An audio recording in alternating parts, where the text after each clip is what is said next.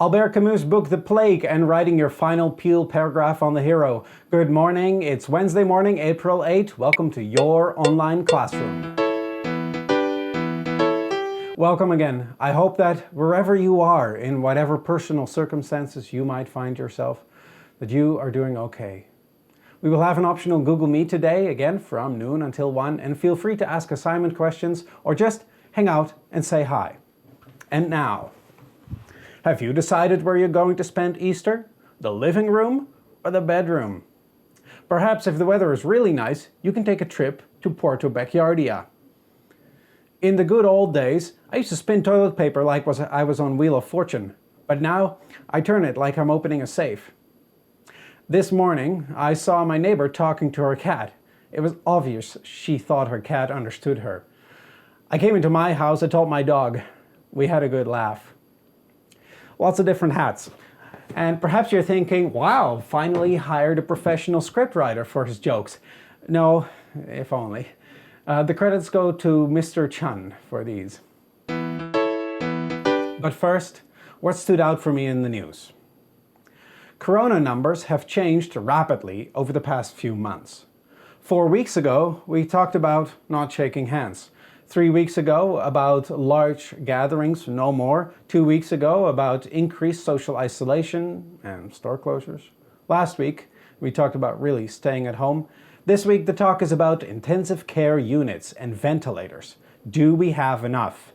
It is surprising to me to see that these Western countries, some are really ahead and some seem to have very few. We have 13.5 ICU beds per 100,000 citizens, but that is rapidly expanding.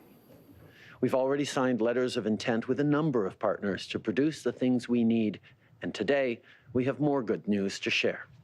We're working with Thornhill Medical, CAE, Ventilators for Canadians, and a group led by Starfish Medical to produce up to 30,000 made-in-Canada ventilators. And now, it's time for something completely different. Hello everyone, this is your Daily Dose of Internet. This train threw a wave of snow on people waiting at the station.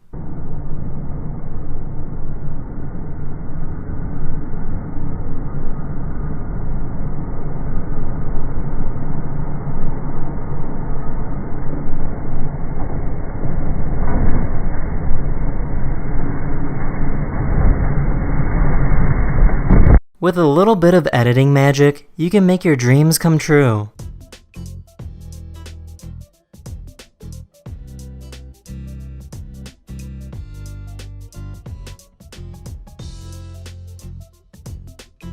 Many people love to ski and explore, but they're under lockdown right now, so this is the next best thing they can do.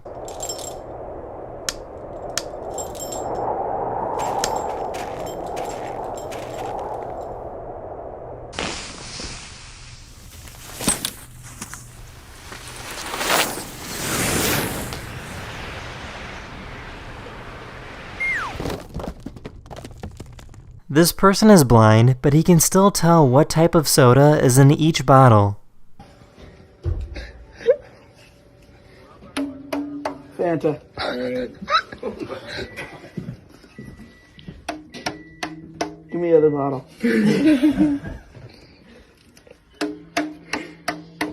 This one's the tough one. This is Coke Zero. Here's a dog that knows how to play volleyball.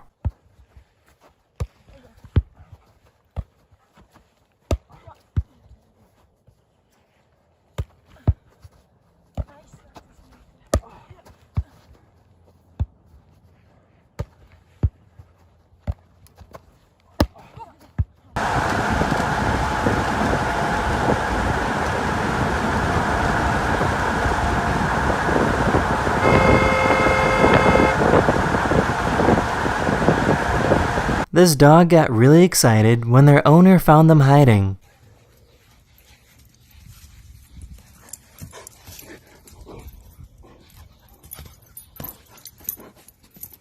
Every day, this cat brings a slipper to its owner.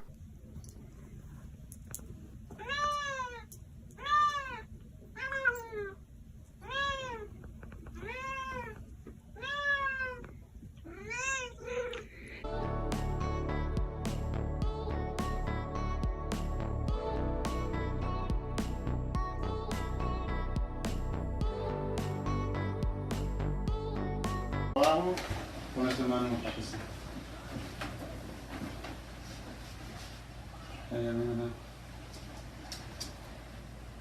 Here's a lizard with a really long tongue.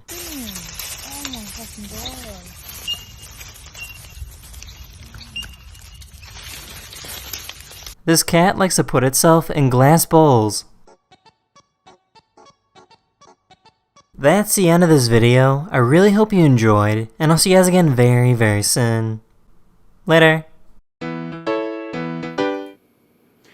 And now Camus. Our citizens work hard, but solely with the object of getting rich. Their chief interest is commerce, and their chief aim in life is, as they call it, doing business. You must picture the consternation of our little town, hitherto so tranquil and now, out of the blue, shaken to its core. 8,000 rats had been collected. A wave of something like panic swept through the town. Everybody knows that pestilences have a way of reoccurring in the world, yet somehow we find it hard to believe in the ones that crash down on our heads from a blue sky. There have been as many plagues and as wars in history, yet always plagues and wars take people equally by surprise.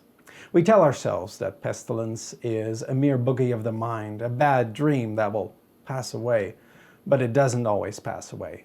And from one bad dream to another, it is men who pass away. These were a few excerpts from The Plague by Albert Camus. It's a philosophical novel, but also a thrilling story. Camus started to write this book in 1941 during World War II. He lived in Nazi-occupied France. He was the editor-in-chief of Le Combat, the newspaper of the underground resistance. Other well-known French authors of that time are Jean-Paul Sartre and Simone de Beauvoir. They and Camus were existentialists. They struggled with existence and finding meaning to life. This is not strange, considering they just went through a very bloody war. I read this book because it's a really popular book right now for its comparability to COVID-19. The story follows Dr. Rieu. He is a middle-aged doctor who is working overtime to deal with everyone who gets sick. Rieu is calm. He responds very patiently to all the changes in society. It's hard for him to see so many people die, especially young kids. It doesn't always make sense to him. There was no cure, so often he would just comfort the sick until they died. His hospital was more of a hospice. Rieu's friend Tarot saw the infections and death as a natural part of life, as natural without meaning. Suffering is random, death is random, humans care about meaning, but nature doesn't. The antagonist of that idea was a Catholic priest. There's a scene in the book where Father Panaloo holds a fiery sermon one Sunday. The church overflows with people, it rains outside, and while he was preaching, there's a sound of thunder and lightning. People spontaneously fell to their knees to pray. They trembled in fear. According to Panaloo, the plague was God's punishment for a sinful people. It was a test of their faith, and everyone was on trial. The story is set in Oran. It's a fictional city on the Algerian coast in northern Africa. And like you'll be learning in social studies next year, it all started with rats. Rats were bleeding and dying. The authorities of Oran decided to close the city gates to prevent the plague from spreading. Everyone was locked in. At first, people were sure it would all be over very soon. Then people started to die. Doctors isolated people with the plague. Businesses closed. Citizens stayed at home. Those who escaped over the city walls were shot. Burials became cremations because it was quicker. People who initially showed great compassion for family members of someone who died later couldn't find the energy to care anymore. The once so civilized and sensible people of Iran turned into mere ghosts of their former selves. This story does have a somewhat optimistic ending. Eventually, the death toll reduces and eventually the city gates open again. A passage from the end of the book. And indeed, as he listened to the cries of joy rising from the town, Rieu remembered that such a joy is always imperiled, at risk.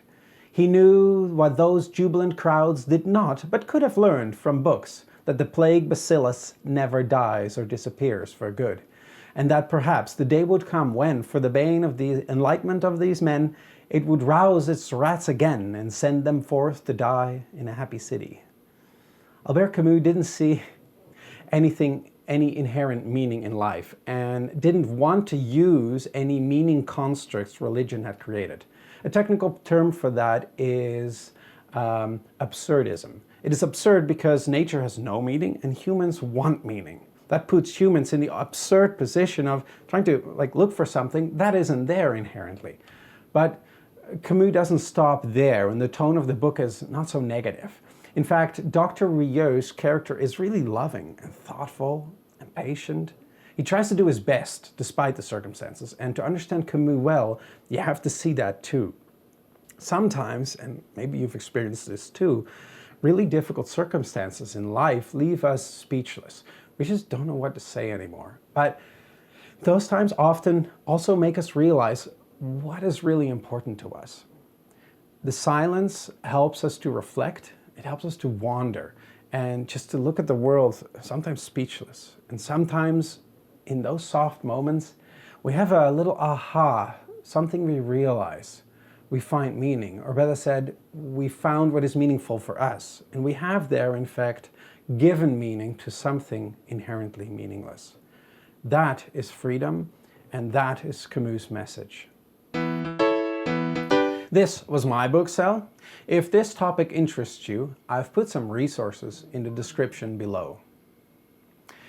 I hope this was a helpful example of a book sale, and you'll be doing yours shortly. But now over to the more immediate assignment. You can find this assignment under 8.7 on Google Classroom. Your task today is to create 3 paragraphs on what it means to be a hero. You need to use 3 peels in each paragraph, which means a total of 9. We have practiced with peel for a while now. I hope you'll be able to finish this by yourself, but please don't hesitate to contact me if you have any questions. The details of what has to go in each paragraph is in the assignment document.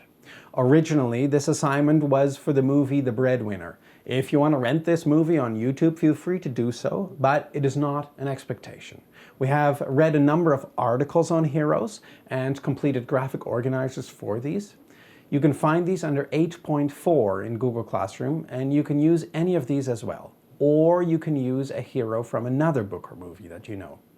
The key for this assignment is that you use accurate evidence. Where do you get that evidence from?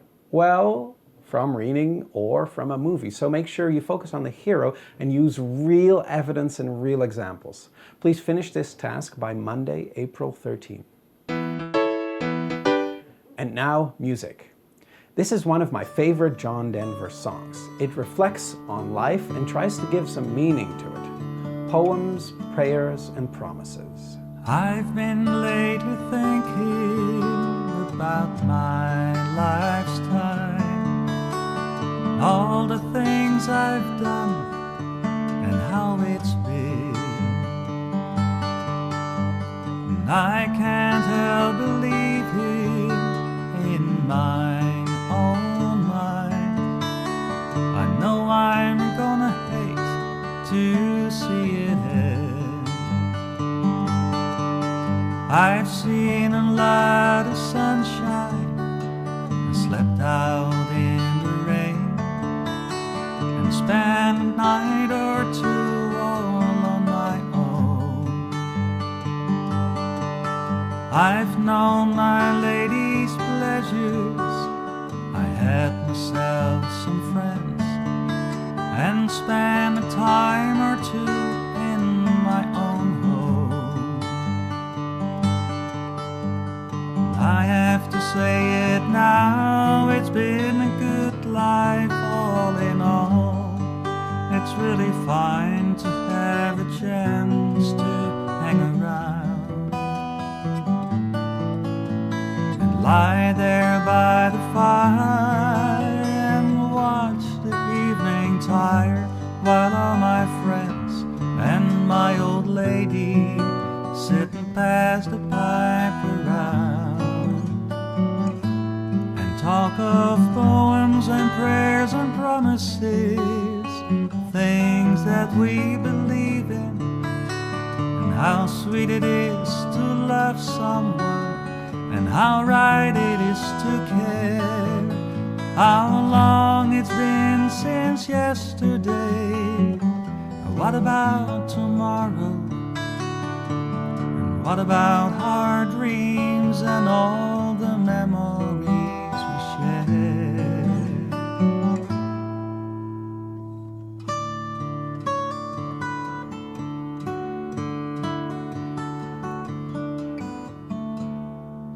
The days they pass so quickly now, nights are seldom long, and time around me whispers when it's cold. The changes somehow frighten me, still I have to smile. It turns me on to think of growing old. For though my life's been good to me, there's still so much to do, and so many things my mind has never known. I like to raise a family, I like to sail away and dance across the mountains on the moon. And I have to say it now, it's been a good life all in all. It's really fine to have a chance to hang around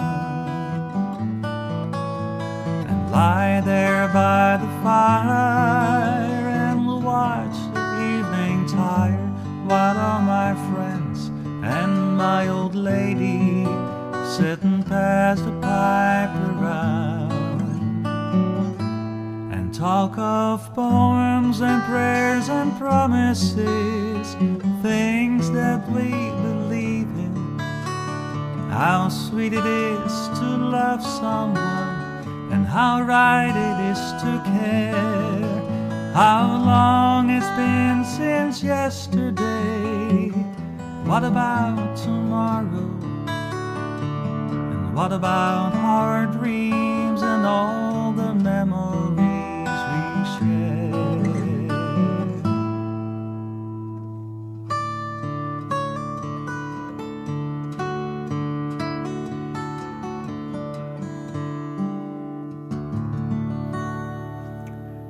Till here and no further.